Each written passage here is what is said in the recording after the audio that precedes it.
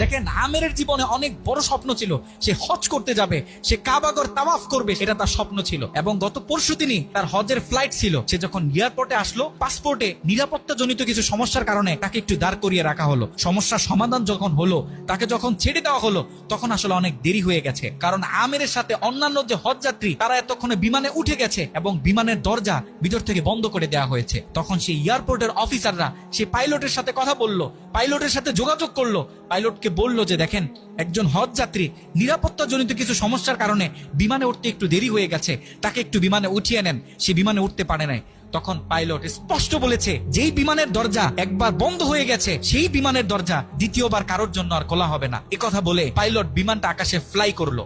সেই অফিসাররা তখন আমেরকে বুঝাইতেছে, দেখো বিমান তো চলে গেছে, তুমি আর যেতে পারবে না, তুমি বাড়িতে চলে যাও, নেক্সট টাইমে তুমি হজে যাওয়ার জন্য ট্রাই করো। তখন সে আমাদের মুসলিম ভাই, সে হজ যাত্রী, সে কি বলেছে জানেন? সে বলেছে, আমি আমার রবের উপর পরিপূর্ণ তাকওয়া রাখলাম, আমি আমার রবের উপর পরিপূর্ণ আস্থা রাখলাম, আমি হজ করেই বাড়িতে ফিরবো, হজ না করে আমি বাড়িতে ফিরবো না।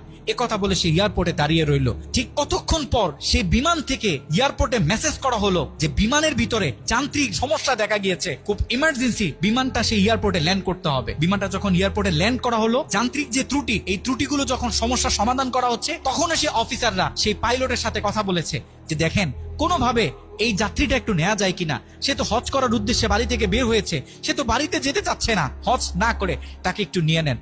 তখনও সে পাইলট বলেছে যে না।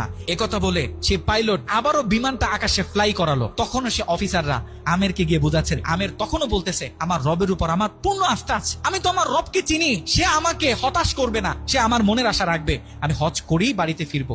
কথা যখন বলতেছে, এর ঠিক কিছুক্ষণ পরে আবারও সেই বিমান এয়ারপোর্টে মেসেজ করলো যে বিমানের ভিতরে এখন আগের চেয়ে বেশি কিছু যান্ত্রিক ত্রুটি দেখা গিয়েছে, বিমানটা আকাশে ফ্লাই করতেছে না, বিমানটা এমার্জেন্সি আবার এয়ারপোর্টে ল্যান্ড করতে হবে।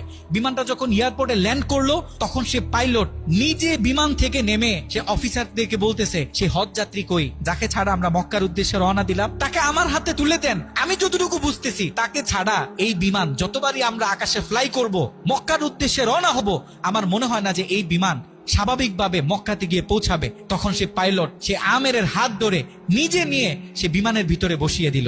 দেখেন, আল্লাহ পাক তো স্পষ্ট বলতেছে, ওয়ামান ইয়াতাওয়াক্কাল আলাল্লাহি ফাহুয়া হাসবুহ, যে আমি আল্লাহর উপর তাওয়াক্কুল করবে, তার জন্য আমি যথেষ্ট। যত